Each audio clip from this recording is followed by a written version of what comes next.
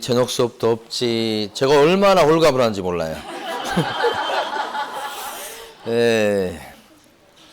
너무 기분이 좋아.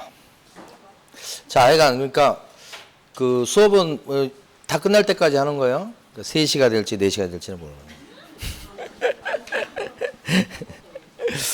갑자기 표정이 어두워지는 거지. 자, 아까 이제 11번까지 했고 12번 전자계약에 관한 설명으로 옳은 것은 했습니다. 1번 전자계약은 옛날에 한번 나오고 이제 그 뒤로는 나오고 있지 않지만 출제 가능성이 그래도 높은 건 아니라고 봐요. 여전히. 자, 혹시 나온다면 하고 한 거예요. 거래를 전자계약으로 체결했어도 개업공인회사는 확인설명서와 계약서를 서면으로 또 출력해가지고 사무실에다 보존하고 앉아 있어야 된다. 틀렸어요? 공인전자문서센터에 보관하게 되고 그때는 따로 보존할 필요가 없죠. 자, 2번 전자계약은 당사자 간에도 체결할 수 있다. 개공 없이도 절대 안 됩니다. 개공이 회원으로 있는 그 사이트에 가서 전자서명해서 하는 겁니다. 그러니까 자기들끼리 못 하는 거예요. 그거 하라고 사이트 만들어 놓은 게 아니에요. 개공이 회원으로서 이용하라고 만들어 놓은 거예요. 그러니까 직접 계약할 수 없어요. 자기들끼리. 자, 그 다음에 3번.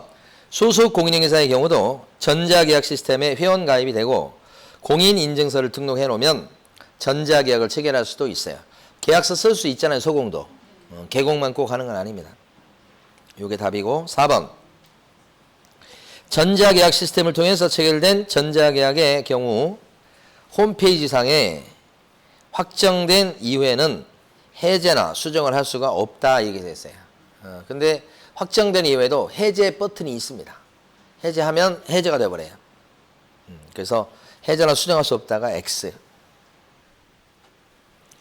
그 다음에 이제 개공이 이제 순서상으로 봤을 때 개공의 전자서명이 제일 마지막이거든요. 개공이 전자서명하는 게 제일 끝이에요. 그럼 개공의 전자서명이 딱 끝나는 순간에 일단 계약이 체결된 거고요. 그 뒤로는 이제 함부로 못 바꿉니다. 바꾸려면 어떻게 해야 되냐? 해제 버튼을 눌러야 돼. 해제시켜야 된다는 얘기죠. 자, 그 다음에요. 5번. 당사자가 전자계약 시스템을 통해서 전자계약을 체결한 경우에 반드시 전자계약 시스템에 회원으로 가입해야 되겠다. 당사자는 회원 아니에요. 개공이 회원이에요. 그러니까 개공이 회원으로 되어 있는 사이트에 개공이 공인인증서 등록시켜 놓고 회원 가입을 해놓고 개공이 계약서 쓰는 거예요. 그런데 당사자는 들어와서 그냥 전자서명을 통해서 본인 확인을 한 뒤에 전자서명하는 걸로 끝내는 거예요. 그러니까 당사자는 회원이 될 필요 없어요. 답은 3번. 다시 하나 더. 12-1 옳은 것은. 자, 시도의사는 거래계약에 부동산 거래 계약, 그에 따른 신고, 허가, 관리 등의 업무와 관련된 정보체계를 구축 운영해야 되겠다. 하여간 부동산 계약과 관련된 정보체계를 구축 운영할 사람 누구? 국장이죠. 그 다음에 2번. 부동산 거래계약 신고를 하는 경우에 전자인증의 방법으로 신분을 증명할 수가 없다. 아니, 전자인증으로밖에 못하는 거지. 부동산 거래계약에 신고를 하는 경우 전자인증의 방법으로 신분을 증명할 수 없다. 할 수 있죠. 그 다음에 3번. 정보 처리 시스템을 이용해서 주택임대차 계약을 체결했다고 하더라도 이게 이제 전자계약을 얘기합니다. 해당 주택의 임차인은 정보처리 시스템을 통해서 전자계약 인증서의 확정일자 부여를 신청할 수가 없다. 아니요. 이렇게 전자계약 할 때도 확정일자 부여 신청해서 확정일자를 받을 수 있습니다. 4번. 개업공인인증사가 부동산 거래계약 시스템을 통해서 거래계약 시스템이라고 하는 게 전자계약을 의미해요. 전자계약이라고 하는 표현으로 나올 수도 있지만 그거보다는 지금 나온 대로 거래계약 시스템, 정보처리 시스템 이런 식으로 나와요. 그러면 부동산 거래계약을 체결한 경우 이게 전자계약이에요. 부동산 거래계약이 체결된 때, 전자계약이 체결된 때 부동산 거래계약 신고서를 제출한 것으로 본다. 따로 실거래가 신고할 필요 없죠. 5번. 거래계약서 작성 시 확인설명사항이 전자문서 및 전자거래기본법에 따른 공인전자문서센터에 보관된 경우라도 개혁공인중개사는 확인설명사항을 서면으로 작성해서 보존해야 되겠다. 보존할 필요 없죠, 이제? 그 다음에 이제 명시탁으로 갑니다. 13번 문제. 명시탁은 매년 나오는 거라고 생각하시면 돼요. 한 문제에. 근데 사례 문제로 나올 가능성이 높아요. 자, 명시탁에 대해서 13번에 나와 있는 사례를 보면 이런 겁니다. 갑은 을 소유의 부동산에 대해서 매매 계약을 체결하고 친구 병과 명시탁 약정에 따라서 을로부터 바로 병 명의로 이전등기를 했다. 을에서 다시 요 병 앞으로 바로 이전등기 한 건데 여기 갑은 병하고 친구 사이라고 얘기해요. 이 친구 사이라고 하는 것은 그냥 얘기하는 게 아니고 무효인 명시탁이라는 얘기예요. 친구 사이는 유효인 명시탁이 될 수 있는 경우는 배종종이면서 나쁜 목적이 없어야 되죠. 그러니까 기본적으로 배종종에 들어가지 않는다는 친구 얘기 나오면 금지된 명시탁이라는 거예요. 그래서 둘이 명시탁 약정을 한 거죠. 등기를 이렇게 하고. 그러니까 이 사람이 사긴 샀어. 을걸. 등기는 이렇게. 둘이 짠 거죠. 친구 사이에. 여기가 이제 신탁자가 되고 여기가 수탁자가 되고 여기가 이제 매수인이 되는 거죠. 이런 관계. 이걸 갖다가 3자 간의 명의신탁 또는 중간생략형 명의신탁 이렇게 얘기하는 거예요.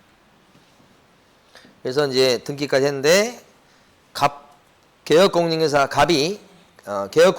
갑과 병에게 설명한 내용 중 갑하고 병이 요 사람하고 요 사람한테 설명한 내용 중 틀린 것을 모두 골라라. 기억방. 갑과 병 간의 명시탁 약정이 둘 사이의 약정 요것이 조세포탈, 강제집행 면탈, 법령상 제한을 회피할 목적으로 하지 않는 경우 명시탁 약정은 뭐예요? 무효다. 명시탁 약정 무효입니까? 앞에 무효는 무효인데 이런 나쁜 목적이 없을 때 무효다 이런 얘기면 옳지 않죠. 나쁜 목적이 있든 없든 상관없어. 이거 무조건 무효예요. 무효는 무효야. 근데 어떻게 해요? 무조건 무효지. 무조건 무효입니다 이거. 예. 왜요? 금지된 명시탁이니까. 무효인 명시탁이야. 같은 말. 그 다음에 등기는 유효하다. 등기는 어떻게 돼요? 그것도 무효야. 3자간의 명시탁은 이 등기도 무효죠. 약정도 무효죠. 등기도 무효죠. 이렇게 됩니다. 지금 기억반은 뭐 통째 틀렸어요. 어떻게 손을 쓸 수가 없어. 자, 니은번. 갑과 을 사이의 매매 계약은 유효하니까. 맞아요. 이건 유효해요. 그러니까 갑은 을을 상대로 해서 이전 등기 가져와 라고 청구할 수가 있다. 이런 거지. 맞지? 니은번은 맞는 거네. 디귿번. 병이 소유권을 취득하고 이럴 때 병이 소유권을 취득한다는 거야. 병이 소유권 취득해요? 이게 무효니까 소유권은 일단 누구한테 남아있는 꼴이에요? 을한테 남아있지. 이 사람이 소유자. 법적 소유자는 이 사람이야. 그래서 벌써 디귿번 틀렸어요. 병이 소유권 취득한다. 틀렸고. 갑은 병에게 대금 상당의 부당이득 반환 청구를 행사할 수 있다. 부당이득 반환 청구할 수 있다. 그럴 수 없죠. 반환 청구할 수 없는 게 병이 이득을 취한 게 뭐냐? 없어. 소유권도 취득 못했지. 돈을 받은 것도 아니지. 그냥 등기 명의만 있을 뿐이지. 부당이득 취한 게 없어서 부당이득 반환 청구 할 수가 없어요. 디귿번도 틀렸어. 리얼번. 병이 X 부동산을 갖다가 제3자에게 처분했을 때 제3자는 명시탁 사실을 알고 있다 해도 소유권을 취득한다. 응? 제3자한테 이렇게 처분하면 제3자 정이라고 나오나 어쨌든 병정인데 보니까 그러면 이 정은 명시탁 사실을 알든 모르든 상관없이 소유권을 원칙적으로 취득하죠. 여기까지 맞는데 다만 병은 갑과의 관계에서 횡령죄가 성립한다. 병은 갑과의 관계에서 이 사람과 관계에서 횡령죄가 성립한다. 이 수탁자가 팔아먹은 게 지금 보면 어떤 명시탁 유형이든 횡령죄가 돼야 안 돼요? 안 돼요. 횡령죄 되는 꼴을 못 봤어. 다 안 돼. 틀렸죠 뒷본이. 그래서 답은 4번이고 자 보충질문 1번. 종교단체 명의로 산하조직이 보유한 부동산에 대한 물권을 등기했을 때 종교단체 나왔죠. 배종종 종교단체 나왔어요. 목적을 불문하고 명시탁 약정이 유효하다? 목적 불문 틀렸어요. 목적을 따집니다. 조세포탈, 강제집행면탈, 그 밖에 변명상 제한 그런 것이 없을 때 명시탁 약정이 유효 이렇게 된 거지. 목적 불문이 틀렸고. 그 다음에 2번 부동산의 위치와 면적을 특정해서 2명 이상이 구분 소유하기로 자기들끼리는 약정해놓고 등기만큼은 구분 소유자의 공유로 등기했다. 이걸 뭐라고 불러요? 구분 소유적 공유관계 이렇게 해도. 명시탁이 아니에요. 그건 애초부터 명시탁에서 빠지는 거죠. 애초부터 명시탁 축에 들어가지 않고 빠지는 게 있었죠. 어떤 게 있었어요? 명시탁에 들어가지 않고 빠지는 거 뭐가 있어요? 응? 명시탁에 들어가지 않고 빠지는 거. 양도담보나 가등기담보. 이제는 이게 무슨 말인지 아시죠? 여러분 이제 공부해 올 때까지 기다렸어요 제가. 양도담보하고 가등기담보. 그 다음에 상호명의 신탁이 지금 나온 거. 구분소유적 공유관계. 경매 물권중에도 그런 것도 있어요. 실무적으로. 그 다음에 신탁 등기. 중개할 때 여러분들은 얘를 많이 만나 얘를. 신탁 등기된 걸. 요 중에서는. 그럼 명의탁이에요 안 해요? 아니다. 세 가지는 안 해요. 요 두 번째가 구분소유적 공유관계라고 여러분 공부한 거. 자 3번. 명의 신탁자는 위반 사실이 적발되고 나서 신탁자 명의로 실명 등기를 하지 않았을 때 실명 등기 안 하면 이행강제금 부과하죠. 매년 20%의 이행강제금을 부과한다. 거짓말이죠. 실명 등기 안 했다고 이행강제금 부과하는 것은 과징금을 부과받고서 1년 이내에 실명 등기 안 하고 버티면 10%.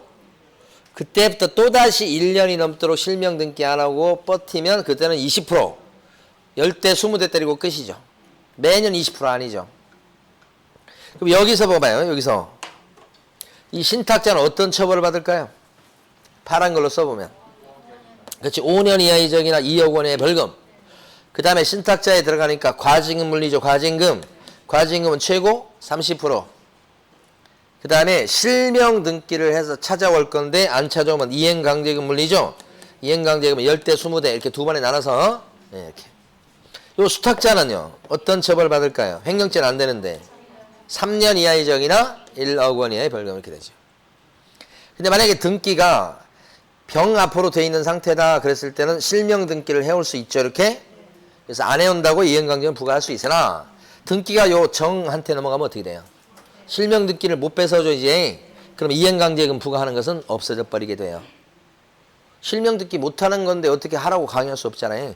그러니까 여기까지 갔다 하는 상황이 되면 그때는 요건 없어져요. 여기 있을 때는 대회에서라도 찾아올 수 있으니까 이행강제금 부과하는 게 나오죠.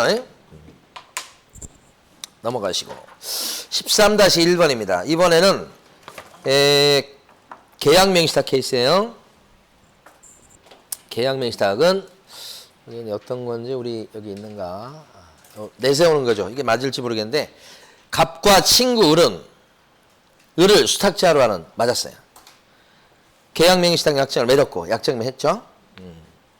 이에 따라 을이 수탁자예요. 매수인이면서 2017년 10월 17일 병 소유의 엑스토지를 매수해서 여기서는 이제 땅입니다. 케이스에서는 땅을 매수해서 을 명의로 등기했습니다. 을 앞으로 등기를 이전해줬죠. 자, 이 사안에서 개업공인중개사가 실명법의 적용과 관련해서 설명한 내용으로 옳은 것은 그랬습니다. 그러니까 요 케이스네요. 계약명시탁.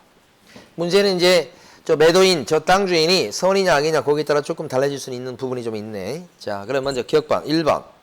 갑과 을의 위 약정은 무효지만 이 약정 무효죠. 여기 매도인이 선이일 때도 무효입니까 이거? 이 선인데 혹시 이거 유효 아닌가? 선이면 무효예요. 악이면 더 무효. 선이는 무효. 악이면 그러니까 무조건 무효예요. 여기도 친구란 얘기를 하고 자빠졌잖아. 그건 금지된 명의사이라는 뜻이야. 친구가 그냥 나온 게 아니에요. 이게. 배종종이 아니라는 얘기니까. 그 다음에 2번 1번 무효지만 병이 명시탁 사실을 알지 못한 경우에는 알지 못했다. 선의일 때는 명시탁 약정은 유효하다. 에이. 선의여도 무효라니까. X죠. 그 다음에 2번 갑과 을의 약정이 병이 알지 못한 경우 선의 갑은 X토지의 소유권을 취득한다. 이러면 소유권을 누가 취득해? 알지 못하면. 그때는 매매 계약이나 등기는 유효로 본단 말입니다. 뭐 이거 선일 때 전제로 하는 거예요. 그러면 등기까지 유효가 되니까 소유권은 을. 근데 소유권자가 지금 갑이라고 했죠. 갑. X. 갑 아니고 을이에요. 3번. 갑과 을의 약정을 병이 안 경우. 이제 알았네. 알았다고 해도 이건 무효죠. 근데 알았다고 했다면 이제 이것이 쌍무효가 돼요. 다. 안 경우에는 다 무효가 돼요. 이제. 응? 여기가 이제 악의로 바뀌었어. 이렇게 되면 이것도 무효, 이것도 무효. 그러면 소유권은요. 다 무효니까 병한테 잇따르게 되는 거지. 악의일 때는. 네. 그래서 을이 X토지의 소유권을 취득한다. 3번. 을이 X토지의 소유권을 취득하는 게 아니고 누가요? 병이요. 병. 악의인 병이. 자, 4번. 갑과 을의 위 약정을 병이 알지 못한 경우. 다시 선의로 돌아왔네. 을이 X토지를 제3자에게 처분했을 때 횡령죄가 성립되지 않는다. 맞죠? 쉽네. 이건 이제 선이다 그러면 어떻게 해요? 싹 없어지고 계약은 이렇게 유효가 돼서 등기도 유효가 돼서 요렇게 넘어가요. 이때 횡령죄가 돼야 안 돼요? 안 되죠. 다만 이 사람은 이제 수탁자로서의 지위를 갖고 있기 때문에 3년 이하의 징역이나 1억 원 이하의 벌금. 여기는요. 5년 이하의 징역이나 2억 원 이하의 벌금. 근데 과징금 물려요? 여기 수탁자? 명의수탁한 그 전력이 있잖아 지금. 과징금 물리죠? 30%까지. 이행강제금은요. 물릴 수가 없는 게 여기 못 가져와. 소유권의 근거에서도 못 가져오고 명의수탁 약정 해지에서도 못 찾아오고 부당이득으로 못 찾아오고 할 수 있는 건 부당이득 반환 청구해가지고 가져올 수 있는 건 돈밖에 없지. 매수자금. 그러니까 실명 등기를 못 하잖아. 무슨 수를 쓰더라도. 그러니까 이행강제금 부과할 수가 없는 케이스가 되는 거죠. 이행강제금에 대해서 물어봤을 때는 이걸 제대로 이해해야 맞출 수 있어요. 5번. 갑은 명의수탁 사실이 적발됐을 때는 당해 부동산 가액의 30%에 해당하는 과징금을 부과받는다. 명의수탁 사실이 적발되면 부동산 가액의 30%에 해당하는 과징금을 부과한다. 이 과징금은 몇 프로 부과해요? 무조건 30%가 아니고 30%까지예요.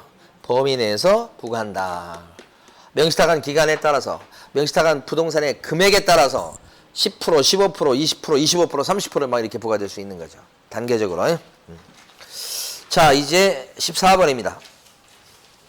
여러분의 전공이라고 할 수도 있는 주택임대차 보호법이 나왔습니다. 주택임대차 보호법은 자신 있는 거 아니에요? 민법에서 하고 막 그러니까. 또 일반 사회적 상식도 있잖아. 자, 옳은 것은입니다. 갑이 임대인이고 을이 임차인인 것 같습니다. 을이 임차인. 이게 임대하는 계약을 중요합니다. 옳은 것은 1번. 을이 X주택에 대해서 임대차 계약을 2년 계약했을 때 을이 X주택에 대한 임대차 계약을 2년으로 계약했단 말이에요. 임대차 기간 만료 6개월에서 1개월 전까지 갑에게 갱신 요구할 수 있다. 그러니까 임차인이 갱신 요건 행사할 수 있는 모양이야. 그죠? 계약한 경우 임대차 기간 만료 6개월에서 2개월 전까지 하셔야지. 1개월이 아니고 주택은 숫자 2하고 많이 관련돼 있죠. 이게 갱신 요구. 상가는 갱신 요구를 언제까지 할 수 있죠? 6개월 전부터 1개월 전 이렇게 하죠. 2번. 임차인 을이 대항 요건을 갖춘 경우에 선순위 저당권자에 의해서 경매가 실행된 경우에, 그러니까 선순위 저당권자가 경매를 확 집어넣었다는 얘기예요. 그럼 이 말은 임차인은요 후순위란 얘기야. 그렇죠? 선순위 저당권자에서 경매가 실행됐다는 얘기는 이 임차인이 그 밑에 깔려있다는 얘기예요. 밑에 깔려있다는 얘기니까 대항력이 없는 거죠. 따라서 보증금을 모두 변제받을 때까지 임차권의 존속을 주장할 수가 없다. 보증금을 다 받을 때까지 임차권의 존속을 주장할 수 있는 게 대항력이에요.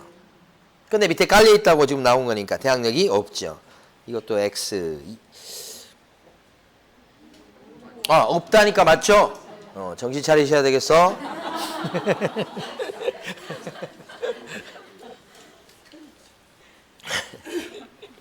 저희 학교 다닐 때 보면 어떤 게 가끔씩 있냐면 선생님이 잘못했잖아요. 근데 선생님이 잘못해놓고 학생한테 막 나무라는 경우 있잖아요. 그런 경우 있지 않아요? 그래가지고 선생님 왜 본인이 잘못해놓고 학생을 나무라는지 어릴 적 기억이 그게 갑자기 떠오르네. 무한해서 그런 거야? 2번이 정답입니다. 3번. 을이 보증금 중 일정에게 우선 면제를 받기 위해서는 주택에 대한 경매 신청 등기 전에 대항 요건과 확정일자를 갖춰야 된다. 이게 보증금 중 일정에게 우선 면제를 받는다. 이게 뭐예요? 이게 최우선이에요, 여러분. 최우선 면제 받는다는 얘기를 안 해도 보증금 중 일정액 이렇게 나오면 이게 최우선 면제권이에요. 최우선 면제권 행사하려면 어떤 조건 갖춰야 돼요? 대항 요건. 확정일자는요? 필요 없지. 그리고 소액 들어가면 돼. 예. 근데 여기서 대항 요건은 늦어도 언제까지 갖춰야 되겠다? 경매 등기 전에 대항 요건을 갖춰야 되겠다 이 뜻이지. 예. 그러니까 확정일자까지 받아야 된다는 그것 때문에 틀린 거. 그다음에 4번. 임차인 을은 임대차 계약을 체결하기 전에 임대인의 동의 없이도 확정일자 부여기관에 가서 확정일자를 언제 받아놓은 세입자들이 있는지 그 관련 정보에 제공을 요청할 수가 있다고 했는데 구별하셔야 돼요. 그러니까 이해관계인하고 이제 막 임대차 계약을 체결하려는 사람, 체결하기 전에 요 임차인요. 그러니까 임차인 되려는 사람. 이 사람은 달라요. 임대차 계약을 체결하기 전에 요 임대차 계약을 체결하려는 요 사람은 이해관계인이 아니야. 그러니까 반드시 임대인의 동의가 있어야 정보를 떠들어 볼 수 있다는 거죠. 그래서 임대인의 동의 없이가 틀렸습니다. 5번. 갑은 2년의 임대차 기간이 만료돼서 을이 갱신 요구를 해왔을 때 보증금을 20분의 1을 초과해서 증액할 수가 있다. 어때요? 갱신 요건을 행사하는 거하고 재계약은 달라요. 그죠? 재계약은 둘이 합쳐가지고 다시 합시다 이런 거고요. 갱신 요구하면 임대인이 싫은데 임차인이 막 요구해서 2년 연장된 거잖아요. 갱신 요구는. 그럴 때 갱신 요구를 통해서 2년 연장된 경우는 어떻게 해요? 5% 제한이 있어. 임차인이 요구한 거니까 5% 초과해서 증액을 못하는 거죠. 근데 재계약할 때는 어때요? 둘이 합심해서 다시 간 거니까 5% 제한이 없죠. 예? 그래서 초과하여 증액할 수 있다면 X입니다. 여기서는 재계약이 아니기 때문에. 자, 그 다음에 정답은 2번이었고 14-1번요. 옳은 것은 했습니다. 보증금이 1억 2천만 원이에요. 주택임대차입니다. 1번. 임대차 계약의 당사자가 기존의 채권을 임대차 보증금으로 전환해서 임대차 계약을 체결했습니다. 받을 돈이 있는 채권자가 받을 돈이 있으니까 내가 방이 필요하거든 뭐 이렇게 해가지고 임대차 계약을 체결했다 이 말입니다. 그러면 임차인이 우리 주택임대차보호법 제3조 제1항에 대항력을 갖지 못한다 이렇게 했어요. 어때요? 이 사람이 지금 보증금 그러니까 지금 받을 채권이 있는데 보증금으로 돌렸단 말입니다. 그러면 대항력이 없다는 뜻이에요 지금. 맞아요? 응? 이 판례 잘 알아두세요. 기존에 갖고 있던 채권, 돈 받을 돈 1억 있는데 이걸 갖다가 보증금으로 돌렸어요. 돌릴 수 있나요 없나요? 그러면 대항력이 있어요 없어요?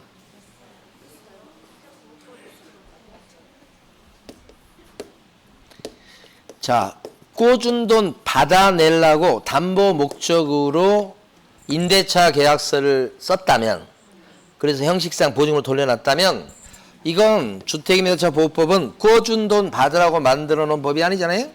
담보 목적일 때는 적용이 없고 오케이. 근데 실제 방이 필요했고 그래서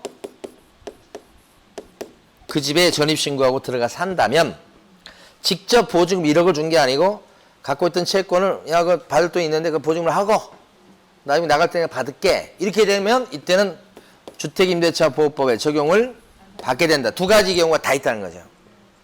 그래서 기존의 채권을 보증으로 돌렸다는 여기까지만 얘기를 해놓고 대항력이 있다 없다 이렇게 얘기해버리면 틀린 거죠. 그러면 이제 콕 집어서 뭐라고 나오냐면 담보 목적으로 기존의 채권을 보증으로 돌렸다. 담보 목적이라는 얘기가 콕 집어서 나오면 그때는 대항력이 없고 사용수익 목적이다 그랬을 때는 대항력이 있고 이렇게 두 가지로 나눠지는 거예요. 좀 어렵습니다 이게. 2번. 대항력을 갖춘 임차인이라도 저당권 설정 등기한 이후에 올렸어. 이후에 증액된 임차보증에 관해서는 저당권에 의해서 주택을 경락받은 소유자에게 대항할 수 있다 없다. 저당권이 들어서고 나서 보증금을 2억에서 2억 5천 올려줬단 말이에요. 그럼 올린 5천만 원 부분은 저당권자보다 밑에 깔리는 거잖아요. 그 대항력이 인정해버리면 저당권자를 피해볼 수 있잖아요. 그래서 저당권이 들어선 게 아니면 모르지만 저당권이 들어선 상태에서 올려준 것은 올린 금액에 대해서는 대항력을 주장할 수 없어. 2억에서 2억 5천 올렸다 그러면 2억만 대항력을 주장할 수 있고 5천은 안 된다는 얘기죠. 기출문제에 나왔던 거죠. 그러니까 2번이 정답이에요. 3번. 확정일자를 먼저 받고 나서 그 다음에 주택의 인도와 전입신고를 나중에 한 거예요. 근데 전입신고한 날이 저당권 등기라고 같아. 그러면 이거 배당에서 누가 이겨? 저당권자 승이지. 근데 임차인이 저당권자에 우선한다고 거짓말을 치고 있잖아요. X. 4번. 보증금 반환 채권을 양수한 금융기관은 금융기관이 보증금 반환 채권만 산 거예요. 임차인의 지위를 얻는 게 아니고 임차권 양도가 아니고 보증금을 돌려받는 채권만 금융기관이 산 거라고. 양도받은 거예요. 그러면 임차인을 대위해서 임대차 계약을 해지할 수가 없어. 임차인 된 거 아니거든.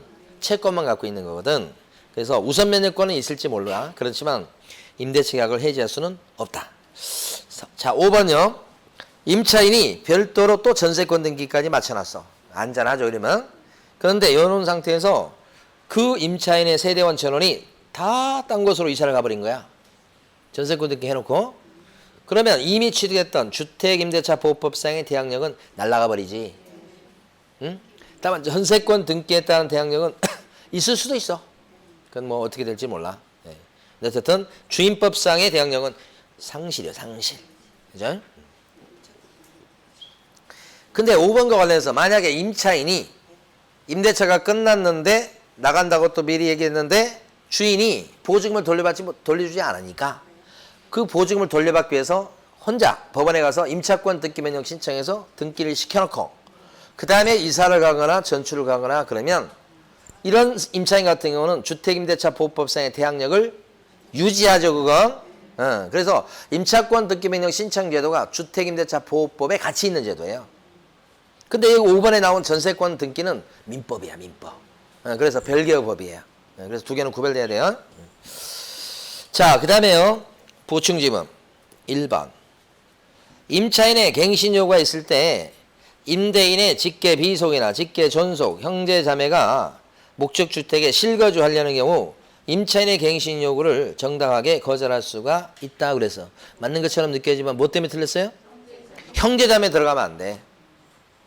직계 존속이나 비속만 들어가는 거예요. 2번. 임차인이 갱신 요구한 경우에 임대차 기간은 2년으로 본다. 갱신 요구하면 2년 연장이요. 따라서 임차인은 도중에 임대차 계약을 해지할 수가 없다. 뒤에가 틀렸네. 언제든지 해지 통보하고 나간다고 해볼 수 있죠. 효력은 3달 뒤에 생기고. X네요. 3번. 우선 변유권을 승계한 금융기관은 이 채권을 넘겨받은 거예요. 임차인이 혹시 대항력권을 상실해버리면 이 사람이 지금 승계받은 우선 변유권이 어떻게 돼요? 그쵸. 상실하게 됩니다. 그러니까 임차인이 대항력권을 상실하지 않도록 해야 돼요.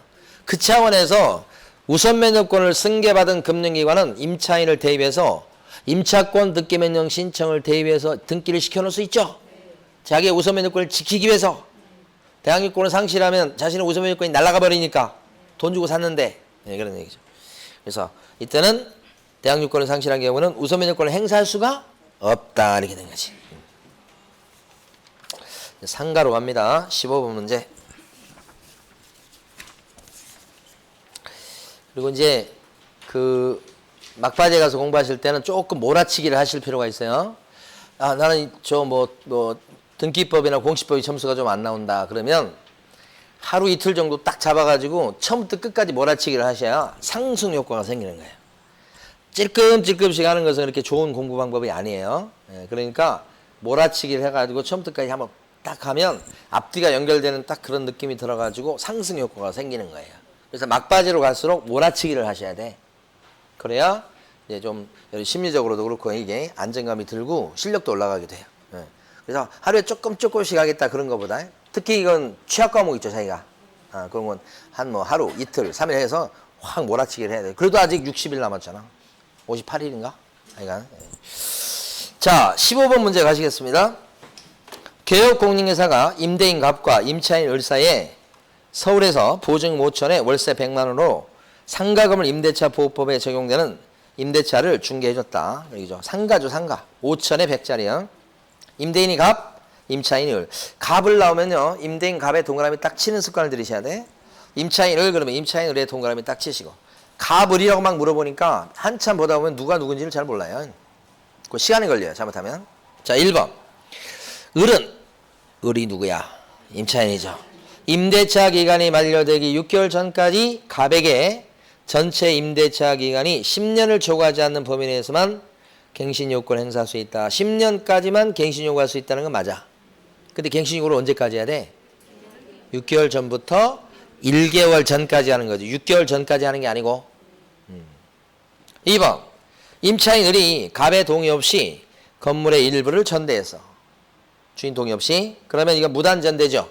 그때 갑은 을의 갱신 요구를 거절해 버릴 수 있죠. 전부든 일부든 무단전대일 때는 거절 사유가 되는 거 맞죠? 갱신 요구. 상가나 주택의 갱신 거절 사유가 비슷해요. 어떤 게 차이 나요? 근데 차이 나는 게. 응? 갱신 거절 사유가 어디가 차이 나는가? 주택 같은 경우는 뭐가 있냐면 아까 임대인이 실거주 하겠다고 해가지고 임대인이 실거주 하겠다고 막 하는 거 있잖아요. 요게 상가는 이런 게 없잖아요. 그렇죠. 그 나머지는 똑같아요. 나머지는 똑같고 요것이 주택에만 있는 거죠. 주택에만. 요거 이제 차이가 나고 그다음에 또 하나 차이가 뭐예요? 주택은 2기 연체죠. 상가는 3기 연체. 그 차이가 있고 이렇게. 자, 3번 보시겠습니다. 을의 차임액이 300만 원에 이르는 경우 임대인은 계약을 해지할 수가 있다. 상가니까 3기 연체가 되니까 300만 원 밀려야 되죠. 월세 얼마짜리인데요? 100만 원. 그래서 3번도 맞습니다. 정답을 좀 수정을 해주세요. 15번의 정답이 2번하고 3번 두 개예요. 밑에, 제일 밑에 정답을 2번, 3번 두 개. 4번. 상가 건물에 대한 경매 개시 결정 등기 전에 을이 건물의 인도와 부가가치세법에 따른 사업자 등록을 신청할 때는 이게 이제 지금 뭐냐면 최우선 면제를 얘기하는 거예요. 왜냐하면 보증금 5천만 원을 선순위 저당권자보다 우선해서 변제받을 수 있다. 선순위 저당권자보다 우선한다는 게 뭐예요 이게? 이게 최우선이야. 세치게 하는 거잖아요. 그러려면 대항 요건을 갖춰야 되죠. 상가 임차인의 대항 요건은 뭐예요? 인도 플러스 사업자 등록. 인도 플러스 사업자 등록인데 인도 플러스 사업자 등록 신청을 하면 이게 바로 대항 요건을 갖춘 거예요. 그런데 이제 소액에 들어가야 되거든. 근데 저 위에 보면 보증금 5천에 월세 100만 원은 소액이에요? 아니면 소액 아닌 거예요 이거? 소액이에요? 소액 아닌 거예요? 소액 아니죠. 왜냐하면 상가에서는 월세가 있으면 월세 곱하기 100에서 환산해 주거든. 그러면 100만 원이니까 곱하기 100을 하면 1억이야. 1억 5천이야. 서울 지역에서 1억 5천이 소액이냐고요. 상가가. 서울 지역에서 상가는 얼마인지는 모르겠으나 6천 얼마인가 아마 이렇게 될 거야 아마. 6,500만 원 이하인가? 그게 소액이지. 근데 여기는 지금 환산하면 1억 5천 규모죠. 소액 보증금에 들어가지 않지. 그럼 최우선 면제권이 있어요 없어요? 아무리 대항 요건을 갖췄다고 해도 경매 등기 전에 소액이 아니거든. 그럼 최우선 면제 받을 수가 없어요. 4번 X요. 그래서 소액 보증금의 그 금액을 막 암기할 필요까지는 없어요. 그냥 완전히 차이 나게 됩니다. 서울 지역에서 저 소액 상가 임차인은 뭐 6,500만 원 이하에서 뭐 얼마까지 보장해줘? 2,200인가 뭐 보장해줘 그래. 근데 그런 것들 암기 안 해도 괜찮아요. 아주 그냥 얼토당토않게 틀게 나오니까. 4번, 5번. 갑과 을이 임대차 기간을 6개월로 정했을 때 갑은 그 기간의 유예함을 정할 수 있다. 어때요? 둘이 6개월로 기간을 정할 수 있어요? 있어. 근데 그때 나 6개월만 그러면 장사하고 나갈게. 이렇게 할 수 있는 사람은 임대인이 아니고 을이죠. 을. 그래서 갑이 틀렸죠. 을은 정할 수 있지. 나 6개월만 계약했거든. 이렇게. 자, 그래서 답은 2번, 3번 두 개가 됐습니다. 자, 15-1번요. 옳은 거. 1번. 단순히 상품의 보관, 제조, 가공 등 사실행위만이 이루어지는 경우에 만들기만 해요, 보관만 해요, 이렇게. 이때는 공장, 창고 등은 상가 건물 임대차 보호법 적용 대상인 상가 건물에 해당되지 않는다. 맞죠? 거기서 만들기만 하니까 여기서 판매 영업행위를 같이 해야 적용되는 거잖아요. 자, 2번. 인천광역시 강화군에서 보증금 5천에 강화군에 보증금 5천에 월세 350만 원인 상가 임차인은 그랬죠. 5천에 350이잖아. 환산하면 얼마예요? 4억이죠. 그러면 강화군은 이 저 보증금 규모 따질 때 어떤 적용을 받게 되냐 이 말이지. 예? 예. 자, 여기 보면 적용 보증금 얘기를 하잖아요. 예, 그때 따져보니까 서울 지역은 9억이야. 요 과밀 억제 과정이나 부산은 6억 9천이야.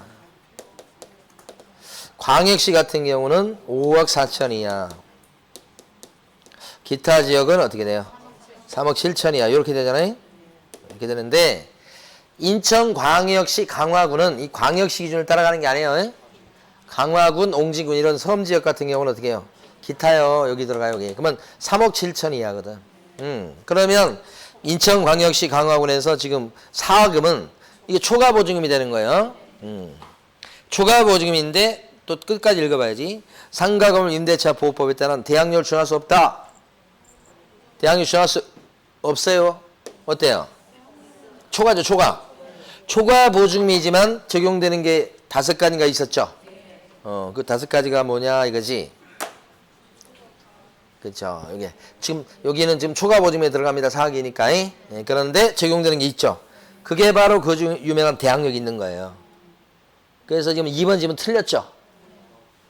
한 번 내고 한 번 더 꽈서 낸 겁니다.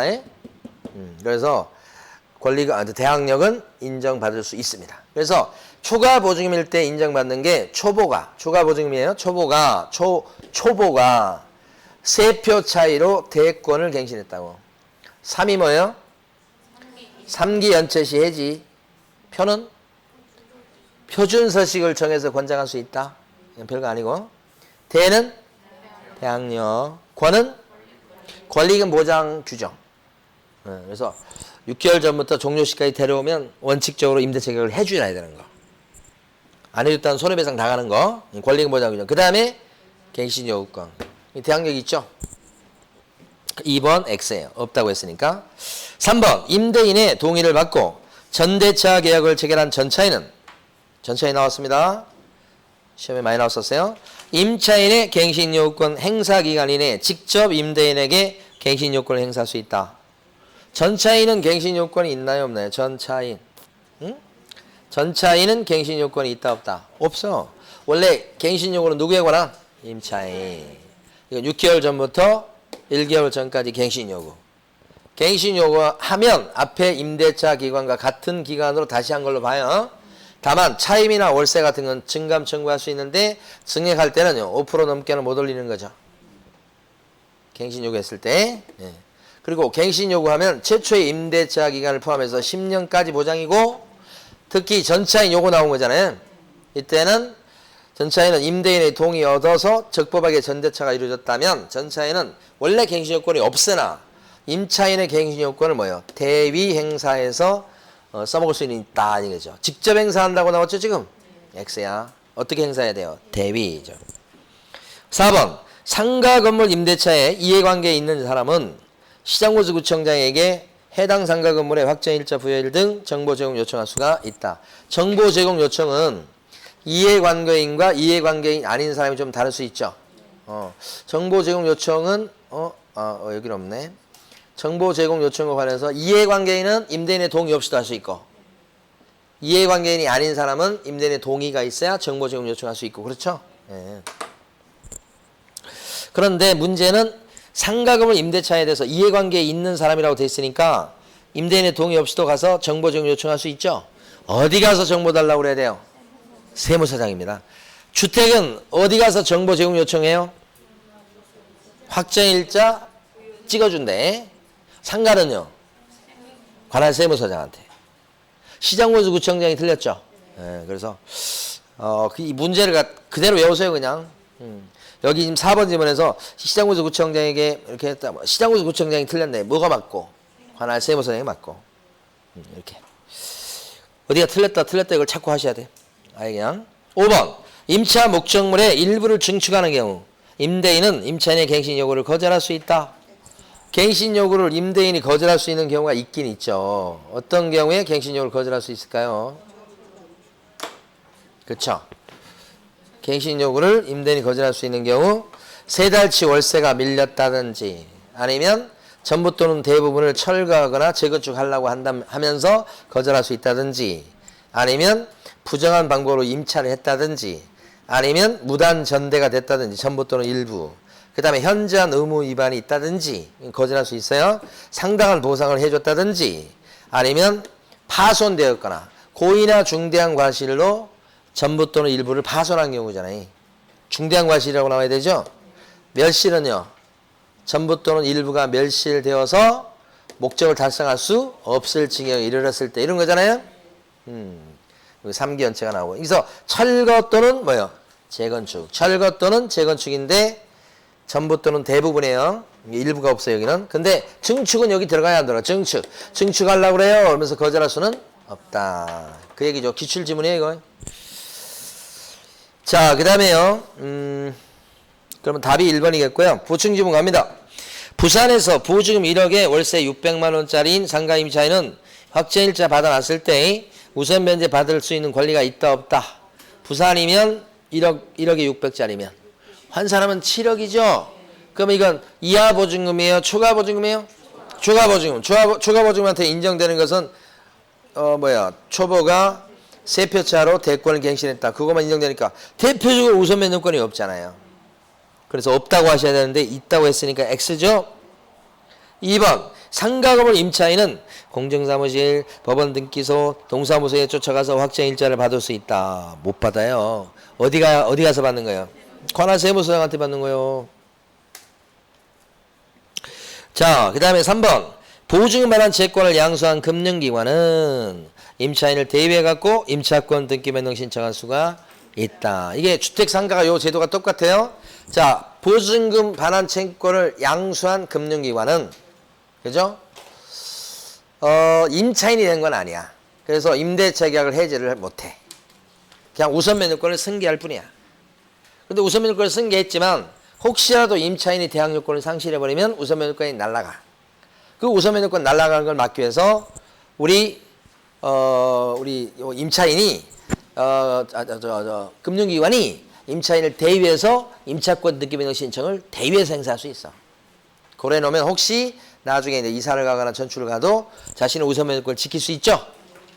그 얘기 하는 거예요. 주택이나 상가 똑같아요. 그래서 3번 지문에서는 임차권 등기 변경 신청도 직접 행사하는 게 아니고 어떻게 해요? 대위 행사한다 이거지. 자, 이제 권리금 가봐요. 16번. 16번. 자, 16번. 16번까지 하고 쉬겠습니다. 쉰다고 해. 여러분들이 또 힘이 나잖아, 또. 자, 16번에 보면, 개공갑이 상가 임차인 을이 자신이 운영했던 서울시 내의 점포를 신규 임차인 병에게 권리금 1억 원에 양도하는 권리금 계약을 체결을 알선했습니다. 개공갑이. 복잡해. 정신을 차리고 봐야 될 것 같아. 여기서 해봐요.